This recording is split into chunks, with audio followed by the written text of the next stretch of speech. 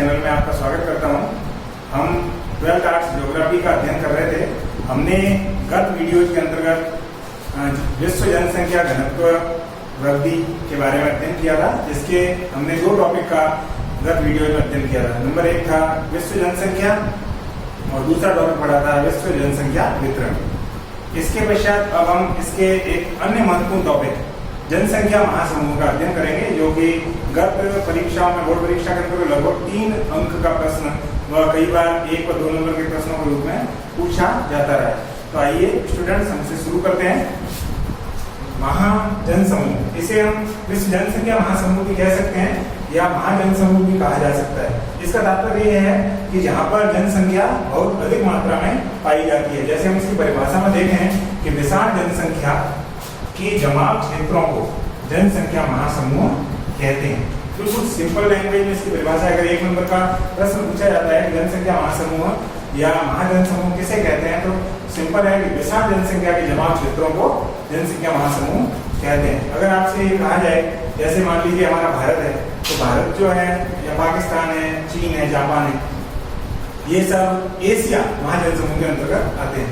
इसी प्रकार जैसे अमेरिका के अंदर भी जनसंख्या के बाहुल्य वाले इलाके वाले जो देश हैं वो सब उसमें आएंगे। हमने पढ़ा था विश्व में सर्वाधिक जनसंख्या वाला महाद्वीप एशिया है, उसमें केवल एकमात्र ऑस्ट्रेलिया जो महाद्वीप था वो उसमें शामिल नहीं था, तो इसमें भी इस महाद्वीप को शामिल नहीं किया गया है। जैसा हम देखें कि जनसंख्या महासमूह जो है वह 4 है। जनसंख्या महासमूह 4 है और वह प्रमुख रूप से नंबर 1 एशियाई जनसमूह, दूसरा यूरोपीय जनसमूह, तीसरा अमेरिकी जनसमूह और चौथा अफ्रीकी जनसमूह। इनका इसमें नाम से स्पष्ट है, एशियाई जनसमूह का मतलब है एशिया महाद्वीप, यूरोपीय जनसमूह का मतलब है यूरोप महाद्वीप और अमेरिकी जनसमूह का मतलब है अमेरिका, तो उत्तरी व दक्षिणी अमेरिका दोनों मिलाकर के अमेरिकी जनसमूह बनता है, तथा अफ्रीका महाद्वीप। इसमें हम पहले टॉपिक एशियाई जनसमूह का विस्तार से अध्ययन करेंगे।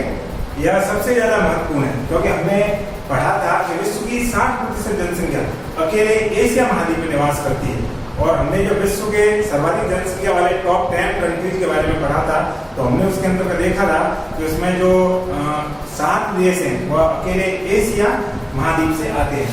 तो इसके पॉइंट्स में हम देखेंगे कि विश्व की सर्वाधिक जनसंख्या एशियाई जनसमूह में निवास करती है, वो मैंने आपको बताया अभी। फिर इसके बाद आता है एशियाई जनसमूह की जलवायु मानसूनी है, अतः इसे मानसूनी एशिया भी कहते हैं। ये इसका सबसे बड़ा जनसंख्या वृद्धि का कारण है। यहाँ का जो क्लाइमेट है वो मानसूनी है, इस वजह से जैसे हमारे भारत की जलवायु जो है मानसूनी है, उसके कारण भारत में जनसंख्या बाहुल्य अधिक पाया जाता है। फिर आता है कि एशियाई जनसमूह जो है उसका विस्तार कहाँ से कहाँ तक है, तो इसका अक्षांश में विस्तार पृथ्वी के ऊपर, इसका विस्तार जो है वह 10 डिग्री उत्तरी अक्षांश से और 40 डिग्री उत्तरी अक्षांश के बीच एशिया का जो मुख्य जनसंख्या समूह है उसका विस्तार 10 डिग्री उत्तरी अक्षांश से 40 डिग्री उत्तरी अक्षांश के मध्य है।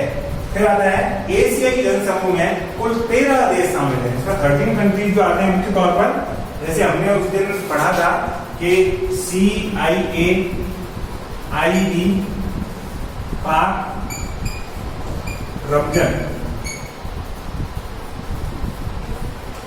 तो इसमें से हम अगर 1, 2 इसको निकाल दें, इसके बाद इसको निकाल दें और इसको निकाल दें और इसको निकाल दें। ये मैंने निकाला अमेरिका, ये निकाला ब्राजील, ये निकाला मैंने रसिया और ये निकाला नाइजीरिया। तो इसमें चीन, भारत 1, 2, इसके बाद ये इंडोनेशिया 3, इसके बाद पाकिस्तान 4 और ये क्या नाम है 5 और 6, क्योंकि रसिया आधा उसके अंदर आता है, यूरोप में आधा भारत में, इसलिए 7 है। लेकिन इन टॉप 10 के हिसाब से 6 देश, तो 6 तो हमारे एशिया में ही आ रहे हैं। इसके अलावा हमने पढ़ा था एक उत्तरी अमेरिका, एक दक्षिणी अमेरिका। दक्षिणी अमेरिका हो गया ब्राजील, उत्तरी अमेरिका हो गया USA, और इसके बाद में फिर रसिया, ये हो गया यूरोप में, और नाइजीरिया होगा साउथ अफ्रीका। तो इसमें से 6 से 7 कंट्रीज जो हैं वो एशिया जनसमूह में आ रहे हैं। तो जिनका विस्तार पश्चिम में, यानी पश्चिम में इनका विस्तार Pakistan, Bharat, Myanmar, Thailand, Indonesia, Vietnam आदि से होते हुए चीन, जापान व कोरिया तक पूर्व में फैले हुए। मतलब इस तरफ से पाकिस्तान से शुरू करें, भारत होते हुए भारत के पड़ोसी देश म्यांमार, बांग्लादेश वगैरह ये होते हुए थाईलैंड, वियतनाम और फिर लास्ट में चीन, जापान और उसके पास में कोरिया तक इनका यहाँ से वेस्ट से ईस्ट तक विस्तार है। इसके बाद हम आगे इसमें पढ़ेंगे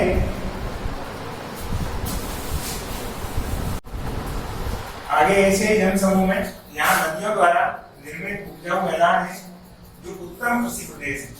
हमें ज्ञात है कि एशिया महाजन समूह के अंतर्गत जितने भी देश आते हैं मुख्य तौर पर वह नदियों के किनारे बड़े बड़े शहर वहाँ बसे हुए हैं।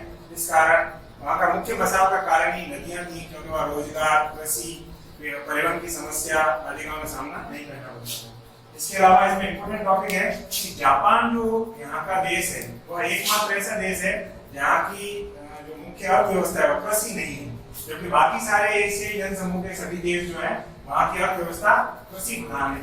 जैसे कि हम उदाहरण के तौर पर देखें, हमारा भारत देश जो है वो एक कृषि प्रधान देश है।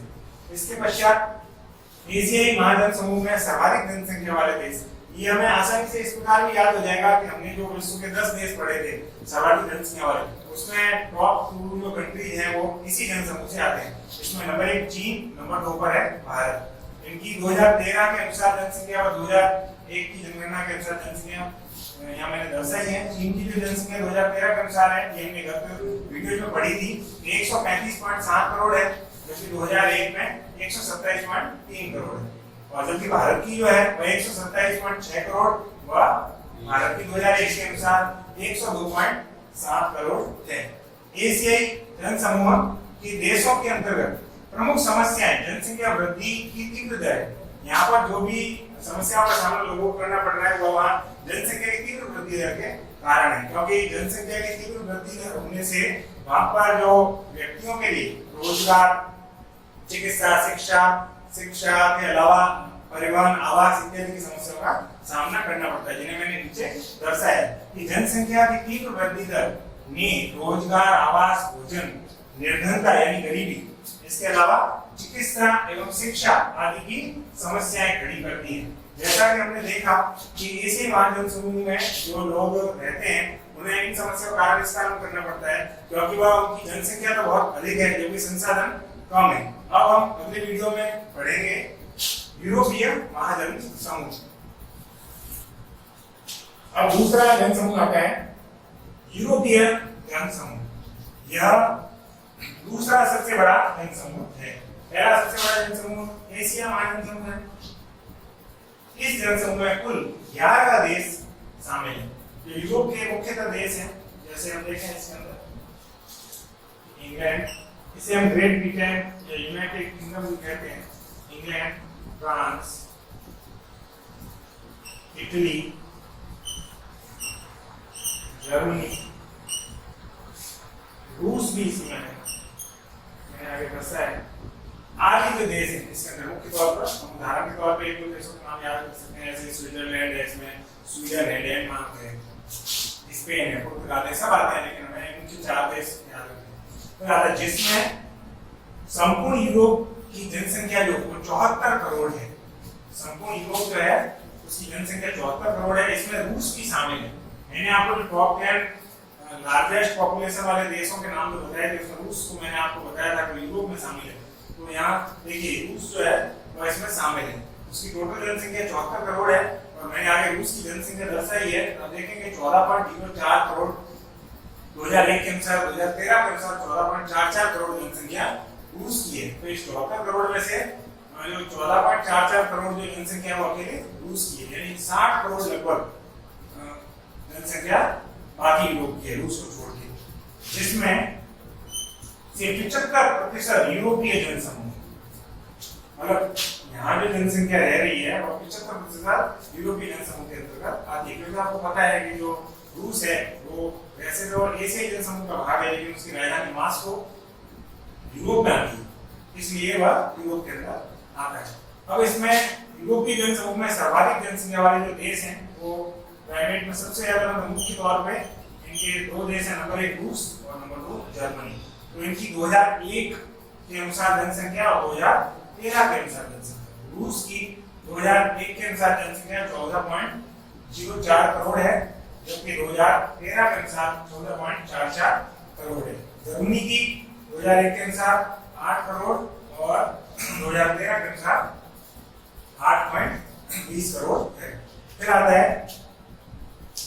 यूरोपीय जनसमूह की 70% जनसंख्या, 70% जनसंख्या नगरों में निवास करती है। हम जब इसमें निवास वाला टॉपिक पढ़ेंगे, मानव बस्ती वाला, तब उसमें हम अध्ययन करेंगे नगरों का, तो पता चलेगा कि यहाँ पे नगरों का विकास सबसे पहले हुआ था।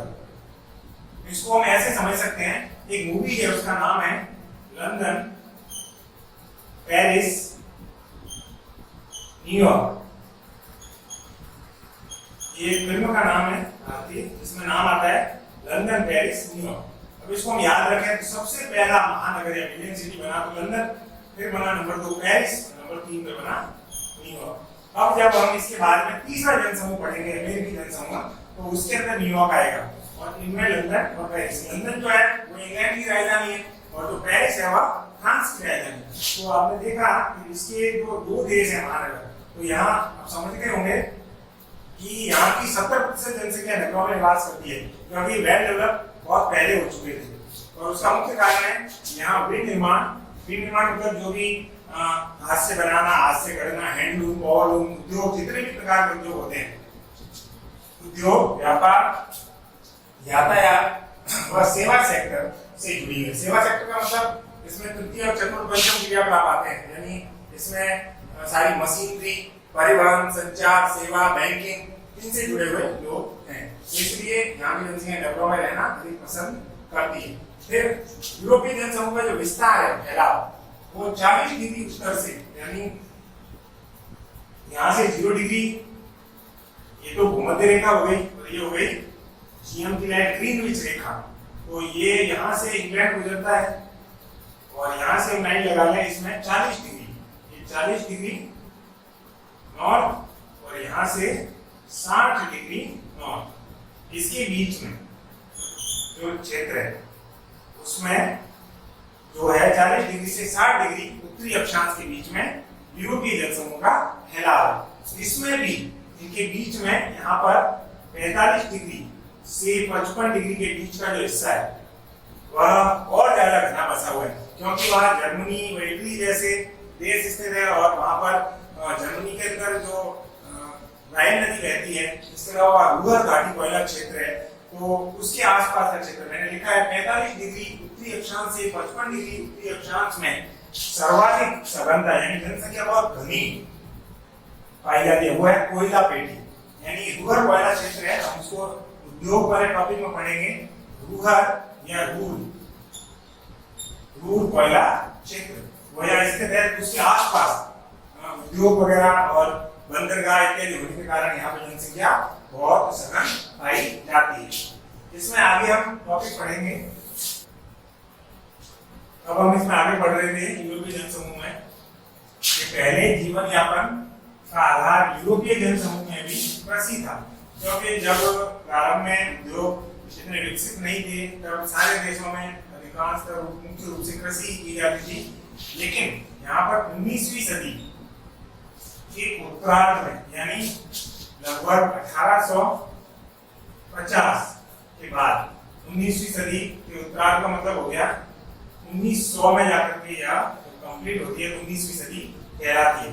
तो 1850 के बाद 1870 1890 के आसपास, जैसे हमने भी वहां पहले पढ़ा था, तो 19वीं सदी के उत्तरार्ध में औद्योगिक क्रांति के बाद जनसंख्या का संकेंद्रण नगरों के समीप हुआ, क्योंकि वहां पर उन्हें रोजगार मिल जाता था तथा व्यापारिक केंद्र हुआ करते थे, बाजार की समीपता थी, हर प्रकार की वहां सुविधा आसानी से मिल जाती थी तथा यहाँ आधुनिक उद्योगों व नगरों का सर्वाधिक विकास हुआ। जैसे मैंने अभी आपको बताया था लंदन, पेरिस जो बड़े बड़े विश्व में सर्वप्रथम महानगर के रूप में उभर के सामने आए, तो इसका कारण मुख्य तौर पर औद्योगिक क्रांति ही था। फिर आता है कि यूरोपीय जनसमूह में जन्म दर और मृत्यु दर दोनों कम है तथा जनसंख्या वृद्धि स्थिर अवस्था में, यहाँ पर दोनों ही लगभग समान रूप से हैं।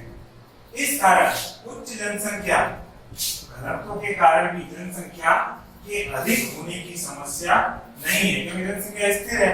तो यहाँ पर कम जगह में ज्यादा लोग रहते हैं, लेकिन न जनसंख्या ज्यादा बढ़ रही है ना घट रही है, स्थिर है। इसलिए यहाँ पर कई देशों को तो जनसंख्या वृद्धि हेतु प्रेरित किया जा रहा है, क्योंकि वहाँ जो वृद्ध जनसंख्या वर्ग है उनकी संख्या ज्यादा है। तो यूरोपीय जो कंट्रीज हैं जैसे इंग्लैंड है, जर्मनी है, इन देशों के अंतर्गत वहाँ की सरकार लोगों को हमारे यहाँ जैसे जनसंख्या नियंत्रण के लिए प्रेरित करती है, वैसे वहाँ जनसंख्या वृद्धि के लिए उनको प्रेरित किया जा रहा है। ये इसका इंपॉर्टेंट टॉपिक है। फिर आता है सभी देश विकसित देश की श्रेणी में आते हैं, यानी इनका बहुत हाई प्रोफाइल से, मतलब ये कोई प्राकृतिक क्रियाकलाप यानी कृषि पशुपालन जैसे ऊपर डिपेंड नहीं है। यहाँ अगर कृषि भी की जाती है तो वाणिज्यिक कृषि होती है, पशुपालन भी होता है, तो वह वाणिज्यिक पशुपालन, डेयरी फार्म वगैरह ऐसे होते हैं जो कि एक इनकम का जरिया होते हैं। उनको प्रोफेशनल एक तरह से इंडस्ट्री के रूप में, जैसे दूध पालन, मुर्गी पालन इत्यादि के रूप में चलाया जाता है, तो वो उनके आय का साधन होता है। इसलिए सारे देश यहाँ पर विकसित श्रेणी के हैं। यूरोपीय जनसमूह में प्रति व्यक्ति आय अधिक और जीवन स्तर उच्च है, यानी एक व्यक्ति जो है उसकी आय ज्यादा है, जबकि भारत जैसे देशों में प्रति जैसे कृषि करते हैं तो प्रति एकड़ उत्पादन अधिक होता है, लेकिन प्रति व्यक्ति आय कम होती है, क्योंकि उसमें टेक्नोलॉजी का इस्तेमाल बहुत कम होता है, जबकि यहाँ पर सारा कार्य जो है वह टेक्नोलॉजी मशीनरी के द्वारा किया जाता है। अब इसमें आगे हम टॉपिक पढ़ेंगे नंबर 3, अमेरिकी जनसमूह। अब हम पढ़ रहे थे नंबर 3, अमेरिकी जनसमूह। अमेरिकी जनसमूह जो है यह तीसरा बड़ा जनसमूह है। पहला एशिया, दूसरा यूरोप और तीसरा अमेरिकी जनसमूह। यह विश्व का सबसे नवीन व विकसित जनसमूह है, यानी ये सबसे ज्यादा डेवलप और सबसे ज्यादा न्यूली जो जनसमूह। इसका मुख्य कारण क्या है कि यहाँ पर जिसका डेवलपमेंट हुआ वो सब यूरोपीय प्रवासियों के आने के कारण हुआ। जब उपनिवेशिक देश की जब स्थापना हुई, उन्होंने अपने अपने उपनिवेश स्थापित किए, तो उसमें से अमेरिका भी उनका जो उपनिवेश था, यूरोपीय कंट्री था। इस वजह से यहाँ पर इंडस्ट्री और माइंस इत्यादि का विकास होने के कारण वो लोग यहीं पर बस गए।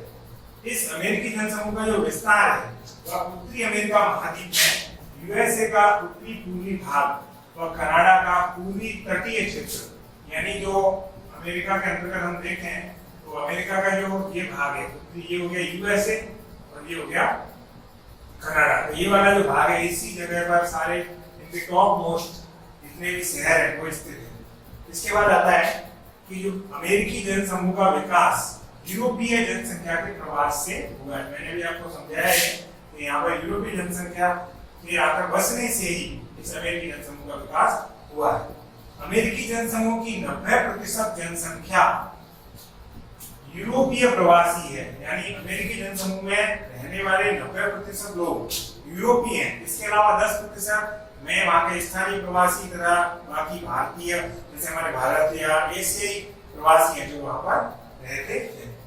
फिर आता है कि अमेरिकी जनसमूह की 75% जनसंख्या 75% जनसंख्या नगरीय है। अब आपने ये देखा होगा कि यूरोपीय जो जनसमूह है उसकी 70% जनसंख्या नगरीय है, यहाँ की 75 है, तो ये उनसे दिखती बात है कि विकसित होंगे। इसके पश्चात इसका महत्वपूर्ण बिंदु अमेरिकी जनसमूह यूरोपीय जनसमूह से अधिक संपन्न व विकसित है, क्योंकि एक व्यक्ति एक स्थान से दूसरे स्थान पर जब प्रवास करता है उसका कारण होता है रोजगार, उच्च जीवन प्रत्याशा, उसके रहने के तरीके वगैरह हाई प्रोफाइल्स के लिए वह एक स्थान से दूसरे स्थान पर प्रवास करता है। तो यहाँ के लोग जो है वो यूरोपीय जनसमूह से अधिक संपन्न व विकसित हैं। यहाँ पर सर्वाधिक जनसंख्या के आधार पे सबसे बड़े जनसंख्या वाले जो देश है number 1 USA, number 2 Mexico, number 3 Canada है। कनाडा यूएसए आपको पता ही है विश्व का सर्वाधिक जनसंख्या वाला तीसरा देश है। इसके बाद अमेरिकी जनसमूह जो है वहाँ की जनसंख्या नियंत्रित है, क्योंकि जन्म दर और मृत्यु दर दोनों ही नियंत्रित है, यानी उन्होंने दोनों को ही स्थिर कर रखा है तथा प्रवास पर प्रतिबंध लगा दिया, यानी वो अपने यहाँ के लोगों को न कहीं दूसरे देश में जाकर बसने देते हैं और न किसी कोई अन्य देश का व्यक्ति वहां आकर इस प्रकार अपनी नागरिकता वहां की ग्रहण कर सकता है। अब हम इसका चौथा चरण जो है अफ्रीकी जनसमूह का अध्ययन करेंगे। अब हम इसका चौथा टॉपिक पढ़ रहे थे अफ्रीकी जनसमूह। अफ्रीकी जनसमूह जो है ये विश्व का चौथा जनसमूह है। 3 जनसमूह आपको पता ही है, पहला एशिया, दूसरा यूरोप, तीसरा अमेरिका और चौथा अफ्रीकी जनसमूह।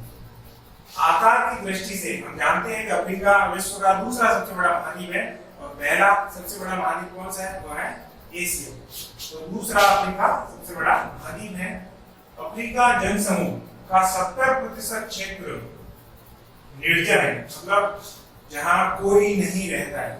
यहाँ मरुस्थलीय और सघन वन प्रदेश पाए जाते हैं। जैसे यहाँ नाइजर नदी बहती है, नील नदी बहती है, तो उनके जो भूमध्य रेखीय वन प्रदेश है, वर्षा वन जो है वहाँ कोई नहीं निवास कर सकता। इसके अलावा यहाँ विश्व का सबसे बड़ा मरुस्थल सहारा मरुस्थल स्थित है।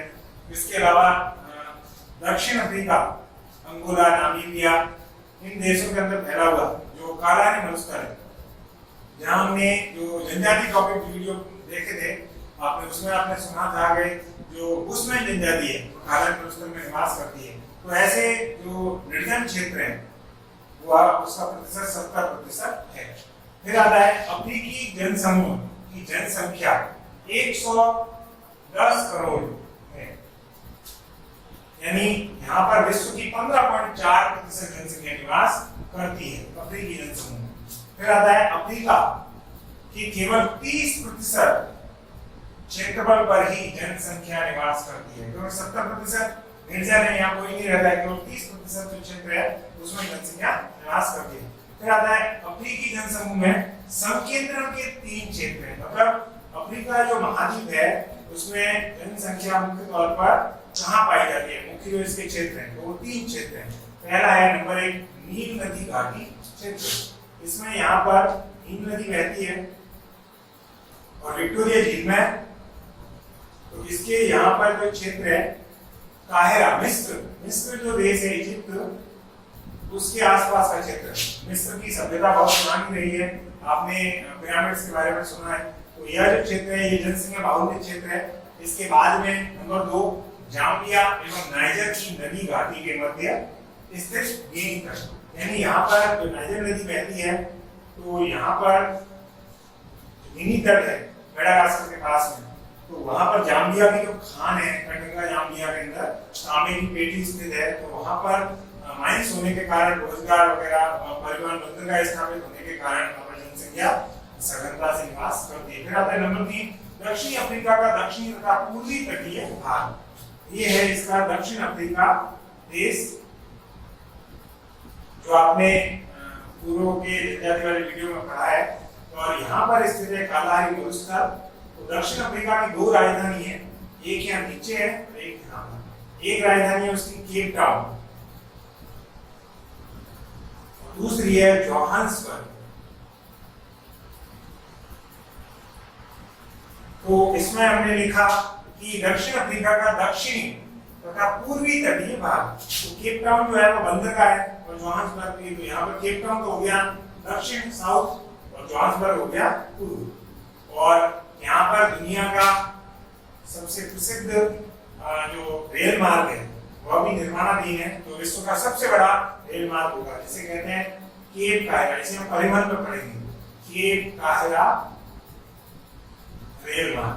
लेकिन बीच में मरुस्थल होने के कारण यह अभी पूर्ण रूप से निर्माण नहीं हो पाया है। यहाँ पे पड़ता है ये जगह जो है वो पड़ती है केप टाउन, यानी केप और काहिरा वही मिस्र की राजधानी, बीच में खाली पड़ा हुआ है। 3 जगहों पर जनसंख्या सर्वाधिक निवास करती है। वे इसके 3 जनसंख्या के संकेंद्रण के मुख्य क्षेत्र हैं। फिर अफ्रीकी जो जनसमूह है उसके अंदर सर्वाधिक जनसंख्या जो है वो आपकी टॉप 10 लार्जेस्ट पॉपुलेशन वाले जो कंट्री, उसमें से 10वें नंबर का जो देश था नाइजीरिया, हमने पढ़ा था वह है। नाइजीरिया की जनसंख्या 2013 के अनुसार 17.4 करोड़ और 2001 के अनुसार 12.7 करोड़ थी। फिर इसका सबसे महत्वपूर्ण बिंदु, जैसे हमने पढ़ा कि विश्व का सबसे विकसित व उच्च स्तर का जो जनसमूह है वो कौन सा है, वह अमेरिका। इसी प्रकार अफ्रीकी जो जनसमूह है वह विश्व का सबसे पिछड़ा जनसमूह है। यहाँ सर्वाधिक जन्म दर और मृत्यु दर है, यानी नियंत्रित नहीं है। वर्षावान मरुस्थल इत्यादि होने के कारण जनजातियां निवास करती हैं, उनका जो जीवन का क्रियाकलाप है, जीवन जीने की कला जो है वह बहुत पिछड़ी हुई है और जन्म दर मृत्यु दर पर इनका कोई नियंत्रण नहीं है। तो ये स्टूडेंट, मुझे पूरी उम्मीद है कि आपको यह वीडियो अच्छी तरह समझ में आया होगा और जनसंख्या महासमूह का जो कंसेप्ट है वो आपको बड़ी प्रकार से समझ में आ गया होगा। आप हमसे जुड़े रहने के लिए चैनल को लाइक करें, सब्सक्राइब करें, शेयर करें। धन्यवाद।